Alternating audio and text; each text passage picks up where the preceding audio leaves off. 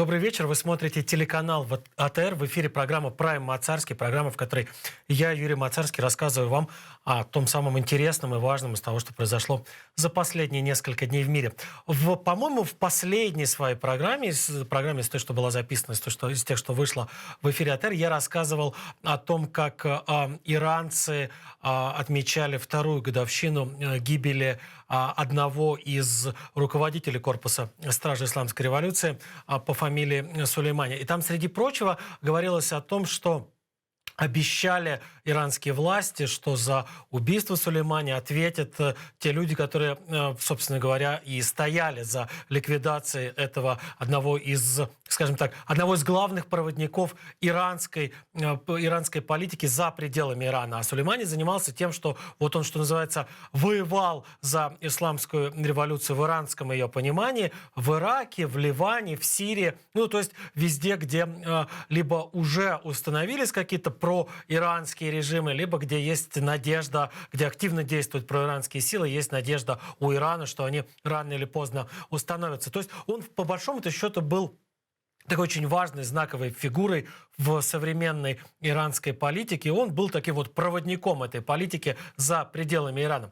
И среди тех, кто, по мнению иранских властей, должен понести в первую очередь ответственность за убийство такого человека, это бывший уже президент США Дональд Трамп, который и отдавал приказ о ликвидации. То есть сначала Трамп отдал приказ непосредственно об убийстве этого самого Сулеймани, Касема Сулеймани, и уже только потом поднялись в воздух беспилотники, обнаружили его в Ираке, и в Ираке как раз и уничтожили.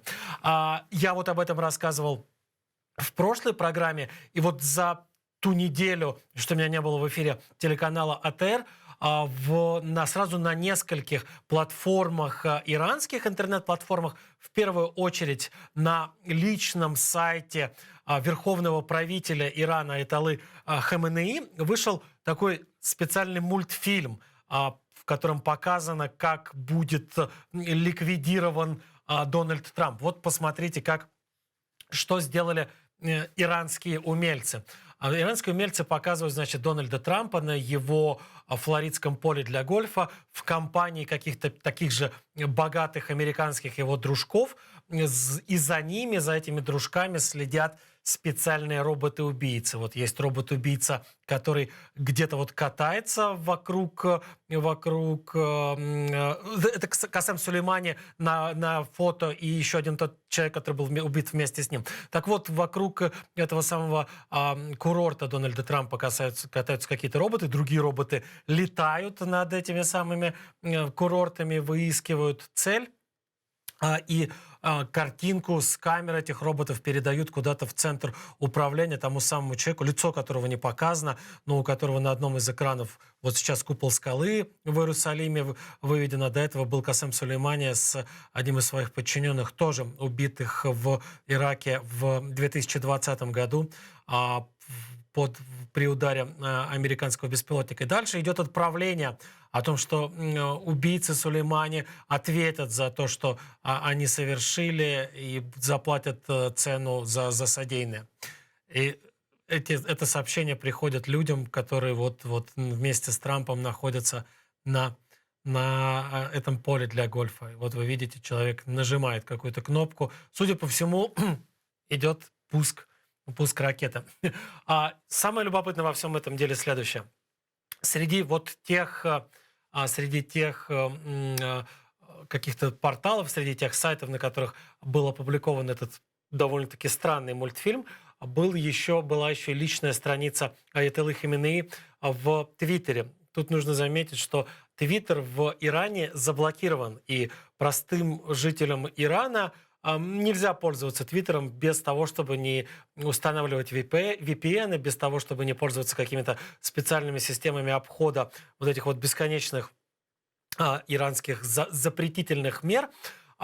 И это, кстати, вызывало возмущение у Дональда Трампа после того, как его забанили на основных платформах, в том числе и в Твиттере, и у массы людей из его окружения. И там сам Дональд Трамп кричал, вот буквально кричал, что Меня, президента США, забанили, значит, в Твиттере, в то время как Аятолла Хаменеи, который призывает уничтожить Америку, который призывает уничтожить Израиль, продолжает пользоваться Твиттером, продолжает там публиковать вот эти все свои призывы, продолжает чуть ли не ежедневно, а там часто действительно ежедневно разные сообщения постить.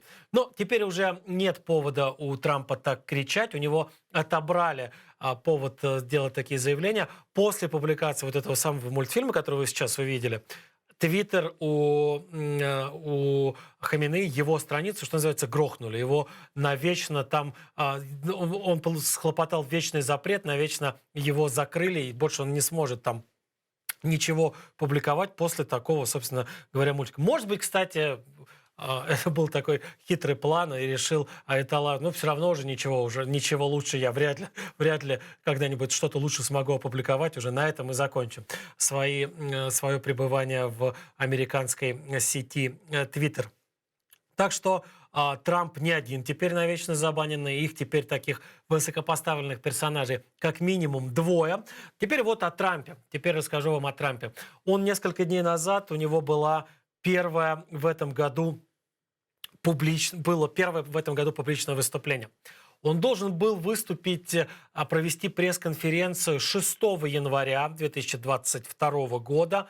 И эта пресс-конференция должна была быть приурочена как раз к годовщине штурма Капитолия, к годовщине вот тех событий в Вашингтоне, которые тоже вот произошли как раз 6 января. Это была бы первая годовщина. Трамп хотел собрать пресс-конференцию на одном из своих курортов, наверное, вот чуть ли не на том самом, который фигурирует в мультике в иранском, но его советники отговорили делать это, сообщив ему буквально следующее. Мистер Трамп, тут такое дело, и так журналисты достаточно серьезно против вас настроены. И так они считают, что вы занимаетесь распространением теории заговоров, и так они считают, что вы всюду, где только можно, распространяйте недостоверную, неподтвержденную информацию. Если вы сейчас в годовщину этих довольно-таки на самом деле для Америки болезненных событий встретитесь с журналистами, вам наверняка будут задавать очень неприятные вопросы о вашей роли во всех этих делах. Вам наверняка будут задавать крайне неприятные вопросы о том, где же доказательства подтасовки выборов, которые вы же постоянно возвращаетесь к теме о том, что выборы у вас украдены. И журналисты наверняка будут спрашивать, где доказательства? Год прошел, больше уже. Принесите, пожалуйста, эти доказательства, продемонстрируйте сейчас. Поэтому, наверное, сказали ему советники, лучше от этой пресс-конференции отказаться, журналисты вас разнесут в пух и прах, вы в какой-то момент не сдержитесь, начнете кричать на них, начнете их оскорблять. Все это крайне негативно скажется на вашем имидже, потому что моментально все это разойдется по медиа, и по американским, и по мировым, и это будет очень тяжело потом вас отмывать, отбеливать, лишний раз напоминать о том, что это они плохие, а не вы плохой. Поэтому давайте сделаем так, давайте мы проигнорируем эту дату, сказали ему советники, и потом отдельно проведем встречу, но уже не с журналистами, которые будут вас раздирать каверзными вопросами, а с вашими сторонниками. Пусть придут только те люди, которые верят каждому вашему слову, пусть придут только те люди, которые готовы слушать, что бы вы ни говорили, и верить вообще каждому вашему слову. И для такого рода встречи был выбран штат Аризона. Почему штат Аризона? Потому что в штате Аризона это один из тех штатов, который, как утверждает Трамп, в которых как он победил на выборах президента, но победа у него была украдена. Там на самом деле в Аризоне совсем небольшой перевес был у Байдена, там чуть больше 10 тысяч голосов. С перевесом чуть больше, чем в 10 тысяч голосов победил Байден.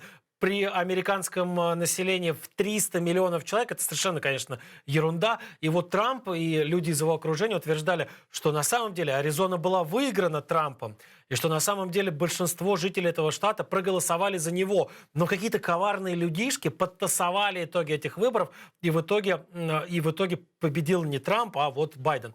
И вот для того, чтобы продемонстрировать, что Аризона за него, вот, собственно говоря, и был выбран этот штат в качестве место, в котором Трамп встречался с избирателями.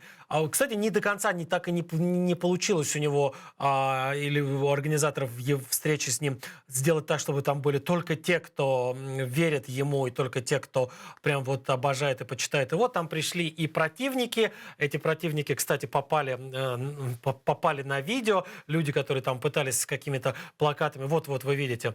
Как раз вот то, что я говорю. Девушка с плакатом, на котором написано «Трамп проиграл Аризону». Вот она пришла напомнить о том, что, ребята, вы верите в ерунду, вы верите в несуществующую совершенно историю. Трамп-то Аризону проиграл.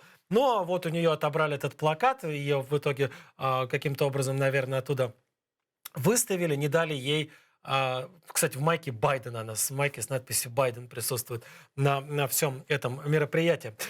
Любопытно, что Байден, да, действительно, во-первых, да, сам Байден, вы видите, еще в светло, то есть с утра люди начали съезжаться, там целый кемпинг-парк был организован, построили сцену, на которой выступали политики из республиканской партии, и местные аризонские республиканцы, и республиканцы федерального уровня. И они, вот все это строилось по правилам шоу-бизнеса. Это все происходило, вот буквально самые разные люди выступали на разогреве у Байдена, да, такие как, ну вот как, если какой-нибудь концерт или фестиваль большой, то сначала менее знаменитые артисты выступают, подготавливая публику к главной звезде, а потом только вот супер-мега-звезда.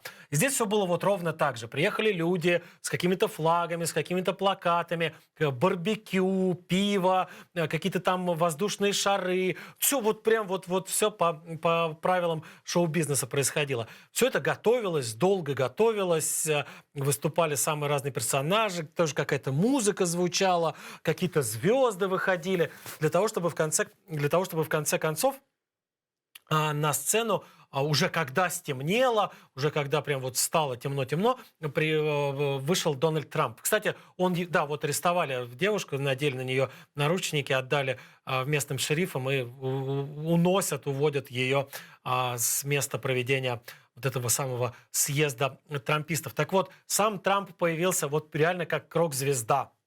Его туда привезли вертолетом.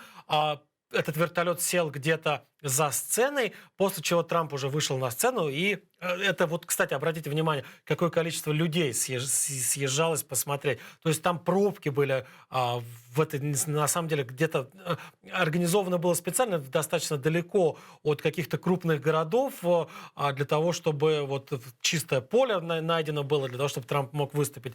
Вот он появляется по красной ковровой дорожке, выйдя из этого самого вертолета, на котором его доставили, в красной кепке с надписью «Сделаем Америку снова великой», еще, значит, с этими кепками в руках какими-то. Вот он идет, бросает восторженным почитателям и выходит к микрофонам на трибуну для того, чтобы выступить с речью. Несколько слов об этой речи, чтобы вот просто было понятно, для чего Трампу все это нужно было, для чего тратились миллионы долларов на организацию этого праздника трампизма. А там реально были потрачены миллионы долларов и на строительство этого самого какого-то вот такого лагеря, и на раскрутку в медиа, в соцсетях, на охрану, на подвоз продовольствия и тому подобное. Ну, там действительно это все стоило большущих денег.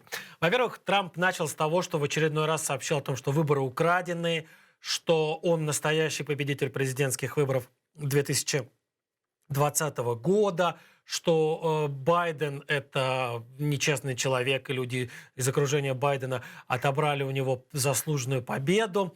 Дальше он перешел вот от одной вот такой теории заговоров, от одной конспирологии, перешел к следующей теории заговоров. Он, среди прочего, сообщил о том, что он очень любит называть тех, кто сейчас у власти, леваками, рассказывая о том, что вот они пришли строить чуть ли не социализм в Америке, они покушаются на капиталистические основы, то есть тех самых Соединенных Штатов, в которых все живут, которых все любят. И вот эти леваки настолько зашли в своем покушении на американские святыни, рассказывает Трамп, что ввели позитивный расизм в медицине. То есть он рассказывает о том, что, по его мнению, но он не дает не делать никаких оговорок в стиле «я так думаю», или «мне так рассказывали», или «мне так кажется». То есть он все выдает за чистую монету. В ходе этого выступления в штате Аризона Дональд Трамп говорит: а сейчас в медицине существует расизм и дискриминация белых людей. Если кто-то приезжает в больницу, если белого доставляют в больницу в тяжелом состоянии больного, то он не получает медицинского обслуживания, потому что все медикаменты, все внимание медперсонала обращено в первую очередь к темнокожим или там к азиатам. Белые не получают медицинского обслуживания, говорит Трамп, абсолютно не моргая, не косясь, не кривясь, ну то есть абсолютно заведомую чушь рассказывает, выдает ее за чистую монету. Дальше он рассказывает о том, что значит, опять же, возвращаясь потом к истории о том, что у него украдена победа, начинает сообщать о том, что есть некие якобы свидетельства того, что в штате Аризона вот эти самые 10 с небольшим тысяч человек, которые в итоге принесли победу в штате Байдену, на самом деле это мертвые души, а их никогда не существовало, или это те люди, которые давно умерли. И вот он знает о том, что победу Байдену обеспечили в принципе несуществующие или неживые сейчас люди. Но самое любопытное, что никаких доказательств тоже не приводит. Просто вот он знает. Откуда он это знает, почему он получил такую информацию, откуда он получил эту информацию, он тоже не говорит.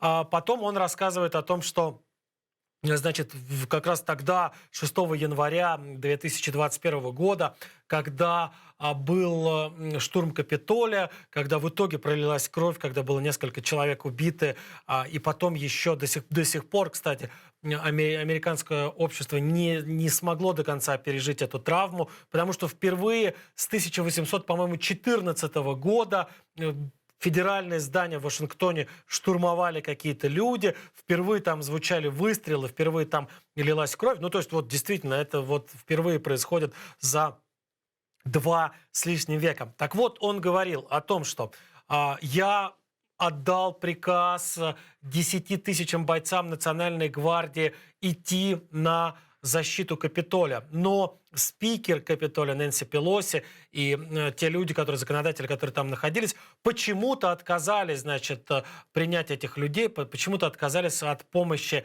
Нацгвардии тогда, когда я уже тогда отправил, значит, этих бойцов. Но это тоже абсолютнейшая ложь. То есть это абсолютно, ну, то есть невероятное совершенно такое жонглирование реальными фактами. Почему? Потому что год назад как раз Трамп демонстративно отказался каким-то либо образом попытаться хотя бы положить конец бесчинствам и беспорядкам в американской столице. Дональд Трамп сделал вид, что все нормально, все так должно, как и должно происходить. И, ну, мы же живем в 21 веке. Любое распоряжение, тем более распоряжение действующего главы государства, обязательно фиксируется. Нет такого, что он кому-то на ухо что-то шепнул, и, значит, нужно это тут же исполнять. Нет. Если есть приказ командующего Нацгвардией, а в случае с Вашингтоном, с округом Колумбия, именно Трамп является командующим расквартированных там сил Нацгвардии, то этот приказ должен быть зафиксирован хотя бы где-то в каком-то мессенджере, хотя бы в каких-то исходящих письмах электронной почты Белого дома или входящих письмах электронной почты штаба Нацгвардии. Хотя бы кто-то должен быть, человек, кто-то из командиров Нацгвардии, который должен прийти и сказать: мне поступил телефонный звонок от президента с приказом отправлять моих ребят на защиту Капитолия. Ничего, никаких свидетельств того, что какие-то письма, какие-то сообщения, какие-то звонки исходили от Трампа, нет. Наоборот, судя по всему, он максимально дистанцировался от всего этого. В итоге приказ о переброске дополнительных сил Нацгвардии, о том, чтобы как раз вот эти вот самые силы должны отправиться поближе к Капитолию и каким-то образом попытаться положить конец происходящему там, вот происходящим бесчинствам, исходили все эти приказы не от президента Трампа, а от вице-президента Пенса. И вот свидетельство того, что Пенс действительно давал распоряжение, что называется, через голову президента. Ну, по той простой причине, что, если честно, в Соединенных Штатах Америки полномочия вице-президента очень-очень урезаны по сравнению с полномочиями президента. И по большому счету вице-президент — это тот человек, который, ну, он там фотографируется с официальными делегациями, разрезает какие-то красные ленточки и становится каким-то настоящим большим чиновником только в случае, если что-то страшное происходит с самим президентом. Если он погибает, не дай бог, если он ложится на операцию, если он по какой-то причине не может и по другой причине исполнять обязанности главы государства. Вот только тогда вице-президент действительно получает какие-то важные, серьезные полномочия, какие-то рычаги управления. То есть, по большому счету, когда Пенс действовал, когда Пенс давал распоряжение Нацгвардии отправляться и защищать Капитолий, он, скажем так, несколько там шел поперек тех полномочий, которые у него есть. Несколько он превышал те должностные полномочия, которыми он облечен. Но, тем не менее, что-то нужно было делать, и он это сделал. И именно он, в конце-то концов, был тем человеком, который взял на себя ответственность за происходившее в Вашингтоне, тогда как Трамп просто устранился. Но вот, собственно, зачем Трампу вот все это устраивать? Зачем ему лишний раз напоминать о том, какой он хороший, замечательный, а какие все вокруг плохие? Да, все дело в том, что Трамп, похоже, уже, наверное, даже не похоже, а очевидно, решил включаться в такую вот в настоящую избирательную кампанию. Хочет перехватить. В принципе, есть еще время до начала избирательной кампании. Выборы должны происходить только в 2024 году в Соединенных Штатах Америки. То есть времени, по большому счету, это еще 2 с лишним года, потому что выборы проводятся в ноябре, поэтому почти 3 года. Но Трамп очень не хочет, чтобы кто-то еще внутри республиканской партии перехватил у него хотя бы номинальное лидерство, чтобы появился еще хотя бы кто-то один внутри этой самой республиканской партии, кто посмел бы заявить: а давайте попробуем все-таки не Трампа выдвинуть в качестве кандидата, а меня или кого-нибудь еще. И Трамп всячески делает вид, всячески максимально пытается донести до руководства республиканской партии, до спонсоров республиканской партии, до избирателей республиканской партии, что он единственный, вот вообще просто единственный, у кого есть хоть какие-то шансы на победу на президентских выборах. Именно поэтому вот он начинает вот эти вот все в неурочное, казалось бы, время начинает подготовку к кампании. И, кстати, это было очевидно, что это подготовка к избирательной кампании хотя бы по тем плакатам, по тем майкам, по тем кепкам, которые продавались или, может быть, раздавались в ходе вот этой вот его аризонской встречи с избирателями. А все потому, что на этих кепках, на этих майках, на этих значках была надпись, которая вот в буквальном переводе гласила следующее: «Дональд Трамп 2024 или раньше». То есть имелось в виду, что в 2024 году избираем Дональда Трампа президента, или раньше. Это вот как раз такой очень завуалированный намек на продолжающиеся попытки Дональда Трампа доказать, что у него-то победа на выборах украдена. И вот мы сейчас, вот если докажем, а он продолжает об этом рассказывать всюду, где только может, если мы докажем, что выборы украдены, то тогда нужно Белый дом Байдену освобождать и вновь мне возвращаться туда, вновь мне занимать позицию президента. Кстати, сам Трамп, вот он уже несколько недель назад говорил о том, что это не его желание идти на следующие выборы президента, это буквально требование народа и требование времени, что он просто вынужден подчиниться. Он не заявил до сих пор о том, что вот он будет выставлять свою кандидатуру. Он официально пока никаких документов никуда не подавал, или там никто из его представителей официально не уведомлял руководство республиканской партии о том, что их подопечный собирается выставлять свою кандидатуру на какие-то предварительные выборы, но тем не менее он ведет себя так как будто он уже состоявшийся кандидат. Вот несколько недель назад он в интервью одному, кстати, из достаточно близких к нему журналистов рассказывал о том, что вот ну так уж сложилось, что больше некому, только мне нужно возвращаться в Белый дом и спасать Америку. А его бывший главный планировщик, тот человек, который отвечал за стратегию на президентских выборах, и тот человек, который работал с ним какое-то время в Белом доме в качестве советника, человек, которого зовут Стив Беннон, он как раз накануне этих аризонских всех дел, он рассказывал, у него есть свой подкаст, свое такое радиошоу, он в этом радиошоу рассказывал о том, что Дональд Трамп фактически готовится уже к возвращению в Белый дом. И вот эту вот его аризонскую встречу с избирателями этот самый Стив Беннон предлагал рассматривать именно как такое уже фактически явление кандидата от республиканской партии и предлагал смотреть на все это как раз через призму готовящихся еще не совсем готовящихся до них, я уже сказал, почти 3 года, но, тем не менее, уже достаточно скорых новых президентских выборов в Соединенных Штатах Америки. Итак, суммируя все вышесказанное, Дональд Трамп не отказывается от того, что выборы у него украли. Он продолжает цепляться за вот эту вот уже совершенно необоснованную историю о том, что он настоящий победитель, но против него сыграли какие-то злонамеренные элиты.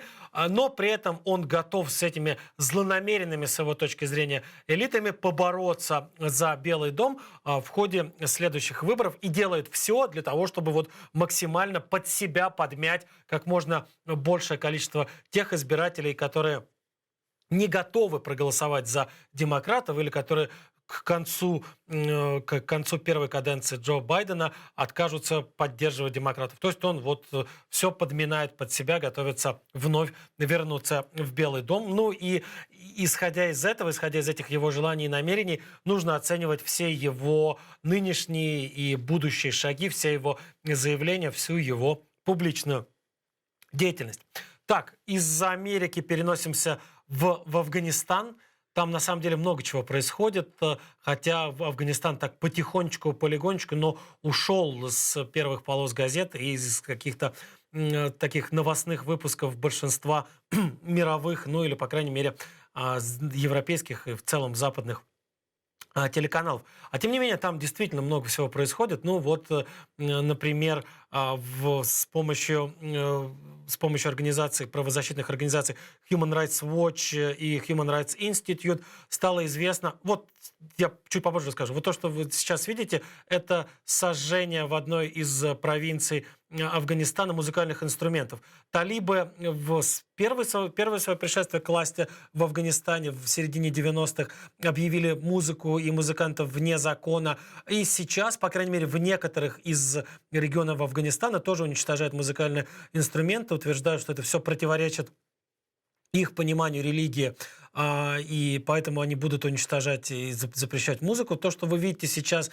на экране, как утверждается, это переброска сил антиталибского сопротивления. Где-то в горах вот люди двигаются. Не очень понятно, куда и откуда они двигаются. Были сообщения о том, что были стычки в одном из горных районов между этим самым сопротивлением и талибами, но не очень понятно, это сопротивление напало на талибов или талибы накрыли какую-то базу тех ребят, которые называют себя сопротивлением и пытаются с ними воевать. Это вот уже талибы снимают, это школа, и талибы в своем ролике, который показывают по каналам афганского телевидения, обещают, что в ближайшее время все девочки смогут вернуться в школы. В первый приход талибов к власти в Афганистане их очень сильно критиковали за то, что у них женщины остались без образования, за то, что они изгоняют девочек из школ, из институтов, из вузов. Сейчас талибы вот демонстрируют на камеру. Вот смотрите, вот у нас есть мальчики в классах учатся, сидят с тетрадками и с учебниками. И вот есть девочки, которые тоже сидят с тетрадками и с учебниками, и вот они раздельно учатся. И талибы обещают, что все вот сейчас, в ближайшее время девочки смогут вернуться, и девушки тоже уже смогут вернуться к учебе либо в школах, либо в вузах, кому как уже по возрасту положено. Тем временем вот в Афганистан идет гуманитарная помощь, и везут грузовиками продовольствие и медикаменты. Я уже об этом рассказывал, что без такого рода гуманитарной помощи, конечно, в Афганистане уже были бы массовые смерти от болезней и от голода. Сама страна не справляется с тем, с чем она столкнулась, вот только благодаря какой-то вот иностранной помощи, только благодаря тоннам продовольствия, только благодаря тем вот грузовикам, которые приходят через границу, в первую очередь пакистанскую или иранскую, еще каким-то образом удается удержать страну на грани гуманитарной катастрофы. Так вот, вернусь к тому, с чего начинала афганскую историю. Human Rights Watch и Human Rights Institute с помощью своих агентов, а вот даже у правозащитников, оказывается, есть агенты, в том числе в Афганистане. Ну, это не то, чтобы там какие-то секретные агенты, не то, чтобы это какие-то люди специально заброшенные туда с шпионским оборудованием в темных очках, которые ходят и что-то вынюхивают и высматривают. Нет, это в первую очередь те люди, которые когда-то работали с правозащитниками иностранными, сейчас они не могут открыто работать, потому что боятся преследований со стороны талибов. Так вот, эти агенты Human Rights Watch и Human Rights Institute, они в городе Газни, в котором уже давно установилась власть талибов, опросили как раз тех женщин, которые когда-то работали в системе образования, в системе здравоохранения и в системе муниципальной власти, и нашли этих женщин и спросили у них, как у них сейчас после смены власти, после прихода к власти Талибана обстоят дела. И выяснилось, что все или почти все эти женщины уволены, что талибы не захотели иметь дело с женщинами-чиновницами, с женщинами-врачами и с женщинами-учительницами, что их просто, по большому счету, отправили по домам. И на самом деле с этим связано, судя по тем заявлениям, которые делают правозащитники, достаточно большая проблема. Какого характера? Дело в том, что отсутствие женщин-врачей в больницах и в поликлиниках приводит к тому, что женщины любых других профессий лишены теперь возможности получать медицинскую помощь.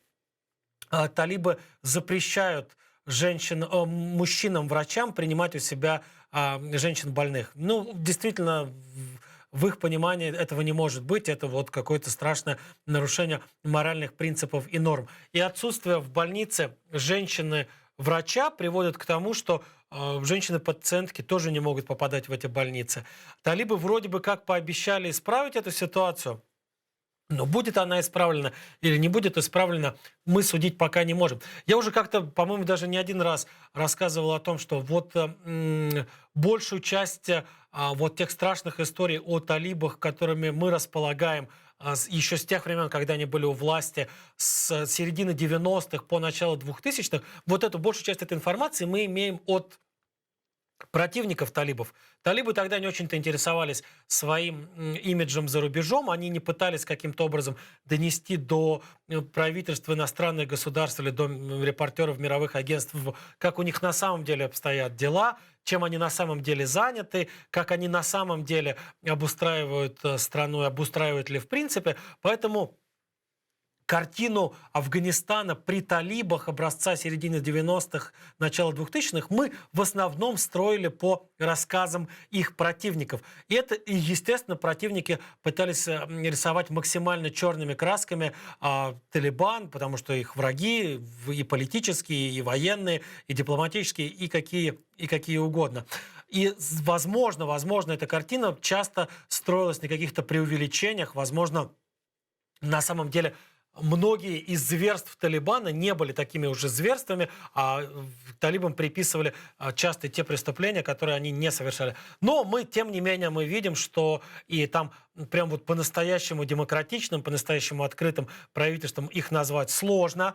Но, правда, в отличие от предыдущего извода Талибана, нынешний извод Талибана выглядит не таким уж и всесильным. Почему я об этом и говорю? Потому что и в Кабуле, в столичном и в ряде других городов Афганистана почти еженедельно проходят самого разного рода манифестации с требованием к талибам поумерить свой пыл. И женщины устраивают манифестации, в которых требуют от талибов снять обязательно распоряжение всегда и всюду для женщин появляться в бурке, то есть в той одежде, которая полностью закрывает и лицо, и голову, и фигуру женщин. И женщины, да, могут позволить себе выйти на такого рода манифестации, и талибы теряются, не понимают, как себя вести.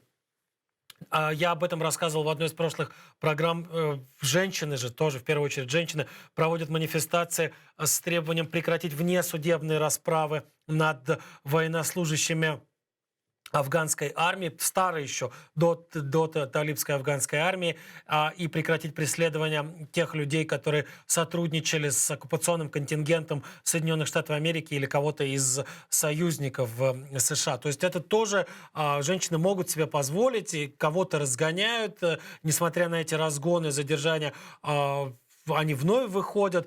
Сложно себе представить, что такое было бы, скажем, где-нибудь году в 96-м, в 97-м. Скорее всего, по крайней мере, складывается такое ощущение, что талибы не стали бы сильно церемониться, и всех участниц и участников такого рода митингов, такого рода шествий, ну, я предположу, наверное, просто бы расстреляли. Но сейчас талибы, по крайней мере, пока делают заявление о том, что они готовы вернуть женщин и на какие-то посты муниципальные, готовы вернуть возможность девочкам и женщинам получать образование, готовы снять запреты для женщин на большинство видов работ, а такие запреты существовали, судя по всему, тогда, в середине 90-х, в начале 2000-х, тогда женщина фактически была низведена до роли вот домашней прислуги и заниматься какой-то работой вне стен дома своего мужа, своего отца или своих братьев она не могла и вынуждена была вот всецело зависеть только от воли тех мужчин, которые распоряжались ее жизнью. Талибы сейчас обещают все это отменить. Ну вот интересно, будем наблюдать за тем, отменят или не отменят. Будем наблюдать за тем, как они будут исполнять те обещания, которые дали. А пока посмотрим, что происходит в Германии, но с таким с косым взглядом на Сирию. Почему с косым взглядом на Сирию? Потому что в Германии завершился очень громкий процесс над бывшим, вернее, сотрудником спецслужб Сирийской Арабской Республики. Зовут этого человека Анвар Раслан. Он был обвиняемым по делу в пытках, убийствах и изнасилованиях заключенных в одной из тюрем режима Башара Асада. В итоге суд признал его виновным в 4000 эпизодах пыток, 58 случаях убийств этого самого Анвара Раслана и в 2 случаях сексуального насилия. Этого человека приговорили к 58 годам, прошу прощения, его приговорили к пожизненному заключению. Он сможет через какое-то время подать прошение о досрочном освобождении, но, скорее всего, уже известно, вернее, можно предположить, что, судя по тому накалу страстей, который царил в Германии на фоне этого расследования, судя по всему, ему придется все-таки провести за решеткой весь остаток жизни. В городе Кобленц его судили. Он достаточно давно уже находился под арестом. Он сбежал, по-моему, в 2012 году, примерно через год после начала войны в Сирии. Он сбежал сначала в Иорданию. В Иордании дал подробное интервью немецким журналистам о том, что ему стыдно, о том, что он, значит, страшно недоволен своей ролью в спецслужбах режима Асада, хочет оказаться в Европе, хочет забыть о своем прошлом. В итоге ему дали статус беженца в Германии, но через несколько месяцев пришли за ним и сказали: вы знаете, у нас есть основания подозревать вас в совершении самого разного рода преступлений. И, пожалуйста, пройдемте в тюрьму. Несколько лет, вернее, много лет шло следствие, много лет всплывали самые разные доказательства. Кстати, среди тех доказательств, которые были в конце-то концов использованы обвинением и привели к вердикту судебному, по итогам которого этого самого Раслана приговорили к пожизненному заключению, были десятки тысяч фотографий от анонимного осведомителя, который сбежал в 2013 году из Сирии и предоставил десятки тысяч фотографий пыток и убийств в тюрьмах и в каких-то пыточных лагерях Башара Асада международной общественности. Этот человек до сих пор не рассекречен, он проходит под псевдонимом Цезарь. Судя по всему, этот человек работал где-то в структурах, в тех самых структурах, в которых и осужденный Раслан работал. Ему, наверное, предоставлено сейчас какое-то убежище где-то в одной из стран Запада. Но вот эти его десятки тысяч фотографий, огромный массив, на самом деле, данных, на которых запечатлены изнасилования, убийства, пытки заключенных в тюрьмах Башара Асада, вот эти все фотографии используются в самых разных судебных процессах. На этой неделе, 19 января, стартовал еще один похожий судебный процесс, и тоже в Германии. И, скорее всего, там тоже будут использованы фотографии этого самого источника, известного под псевдонимом Цезарь. Этот процесс, который стартует 19 января, он в отношении сирийского доктора, его зовут Алаа Муса. Этот сирийский доктор работал в тюрьме, в одной из тюрем, тоже принадлежащих Башару Асаду, режиму Башара Асада, управляемых режимом Башара Асада, и подозревается в пытках, причем там совершенно безумные. Я не буду сейчас это описывать, поверьте, я не хочу никого травмировать, но есть свидетельства людей, которые наблюдали за тем, как он пытает в том числе несовершеннолетних с помощью хирургического оборудования, поджигая их. То есть это совершенно невозможная история, в которых его обвиняют, этого самого якобы доктора. Его обвиняют в том числе в убийстве одного из пациентов тюремной больницы или тюремного лазарета, в котором этот самый Алаа Муса работал врачом.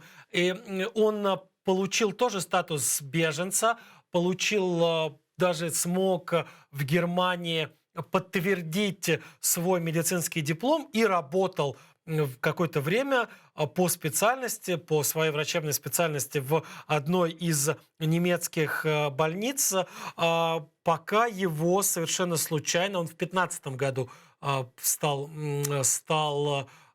беженцем, и вскоре после того, как стал беженцем, получил статус беженца, вскоре после этого возобновил свою работу в качестве врача. И вот там, в больнице, его увидели беженцы из Сирии, которые когда-то были заключенными в той тюрьме, в которой этот человек работал врачом. Они его опознали, они уведомили об этом сирийские власти, о том, что, немецкие власти, ребят, у вас тут палач работает, у вас тут есть человек, который пытал и убивал людей.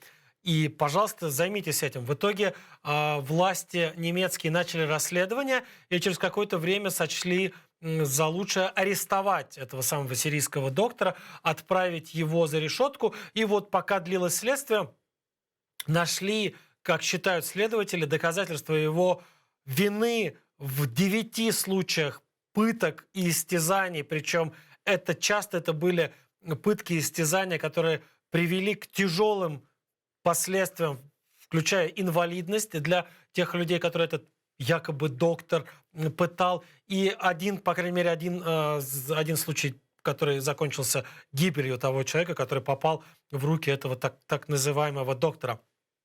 Его теперь судят за все это, теперь ему предъявили обвинение как раз в пытках и в убийстве, и ему тоже грозит пожизненное заключение, ему тоже грозит вот остаток жизни провести за решеткой.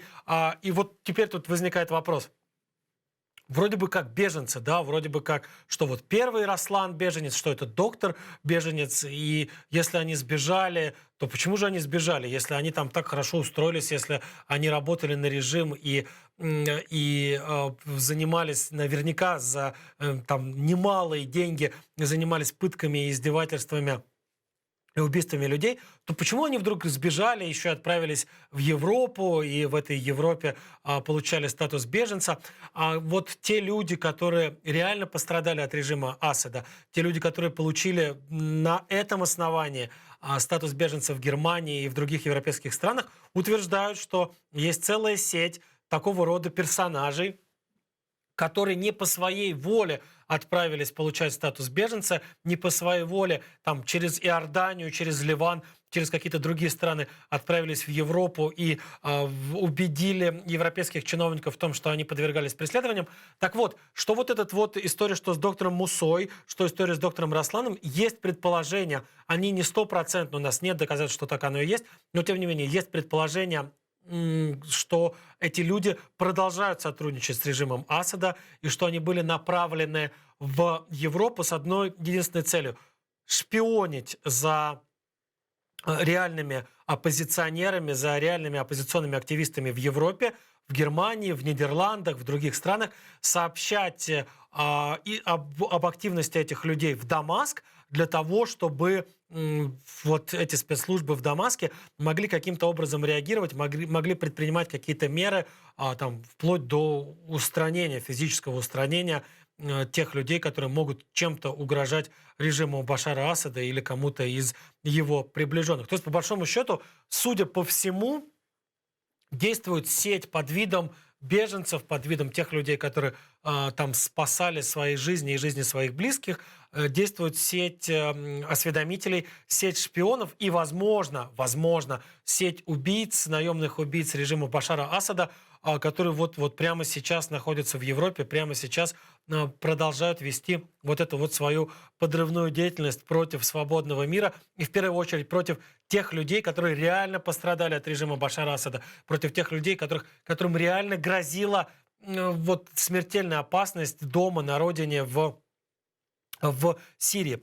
Любопытно, кстати, что всего 3 человека вот как раз попали за решетку по обвинениям, связанным с пытками, убийствами оппозиционеров, военнопленных и так далее в Сирии. Вот это вот Раслан, о котором я рассказал, с которого мы начали эту историю, это доктор Муса, вот Алла Муса, суд над которым только начался. И был еще один человек, суд над которым закончился в прошлом году, по-моему, в феврале прошлого года.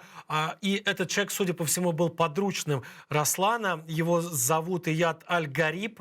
Ему было 44 года на момент вынесения приговора.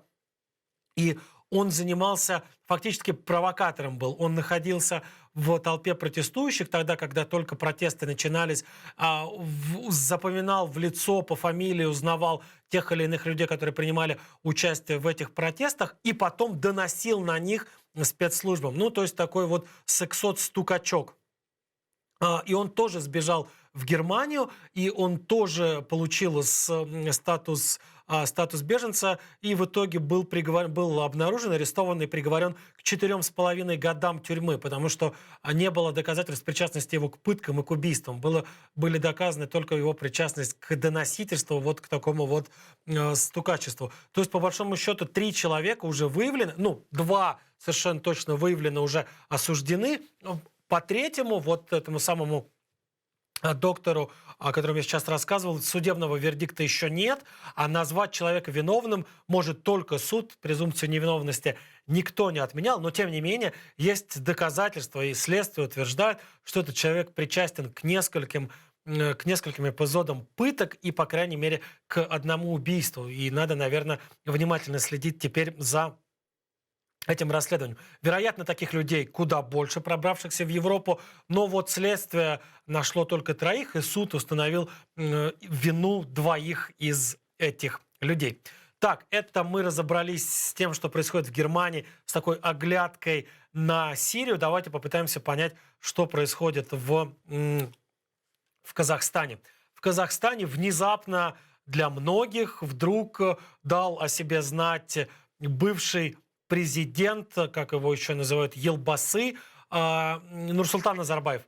Его не было видно, слышно несколько недель. А вот с тех пор, как начались в Казахстане протесты, совершенно непонятно, где он находился, шли самые разные слухи. То он в Дубае сбежал, то он в Китай сбежал, то он в Москве сидит, то он в подвале, значит, спрятан в оковах, в кандалах, значит, самим его преемником Токаевым в заточении направлен.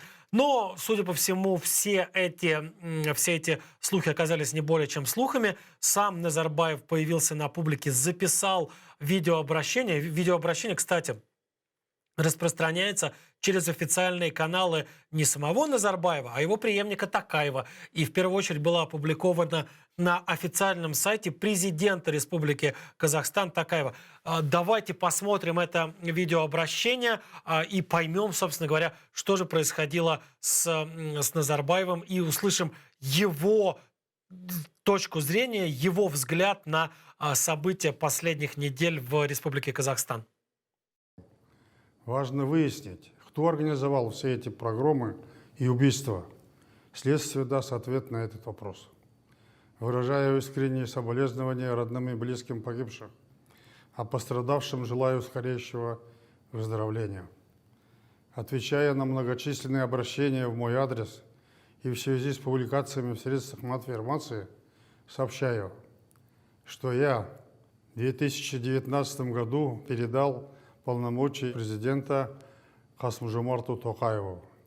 И с тех пор являюсь пенсионером. И в настоящее время нахожусь на заслуженном отдыхе в столице Казахстана и никуда не уезжал.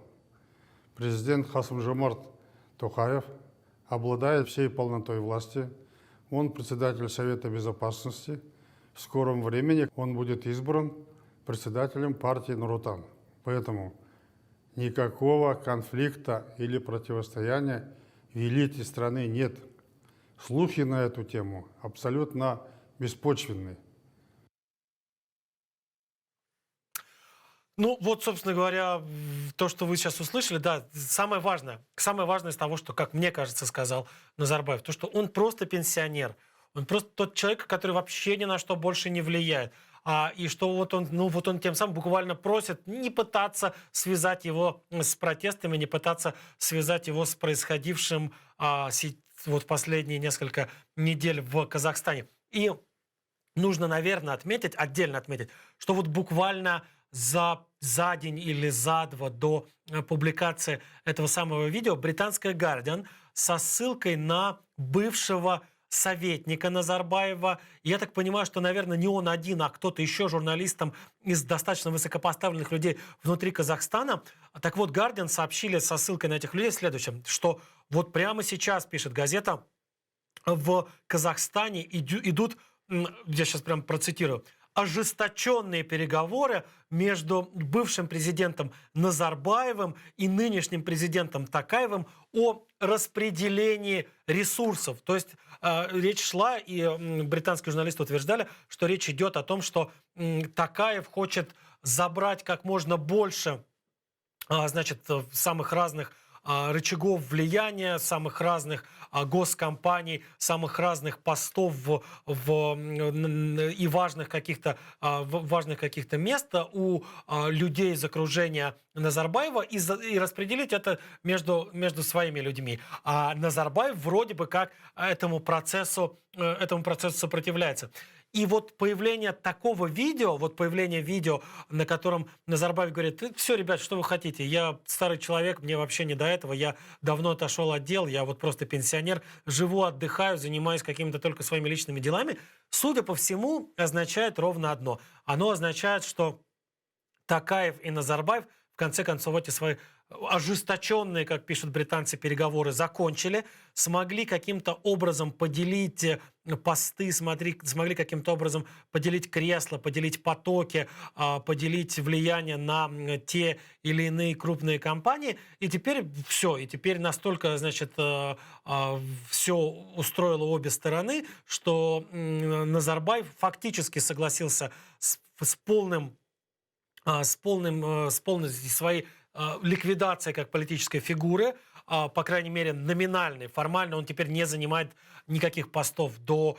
восстания в Казахстане он занимал пост главы Совета национальной безопасности. Это достаточно, в общем, знаковая должность. Это тот человек, который, по большому счету, в случае чрезвычайного положения должен брать на себя всю полноту власти. Но Токаев его подвинул, забрал, несмотря на то, что такой процедуры в законе не прописано, забрал себе все эти полномочия. И вот сейчас Назарбаев согласился с этим. Назарбаев то ли под давлением, то ли потому, что действительно все-таки смогли каким-то образом поделить то, что не могли поделить раньше. Ну, вот теперь вот все так теперь решено. Теперь Назарбаев согласен с тем, что он больше не в публичной политике не участвует. Он сам об этом прилюдно заявил, что он теперь просто пенсионер. Что ж, а наша программа просто на этом заканчивается. Увидимся через неделю в эфире телеканала АТР. Всего хорошего и счастливо.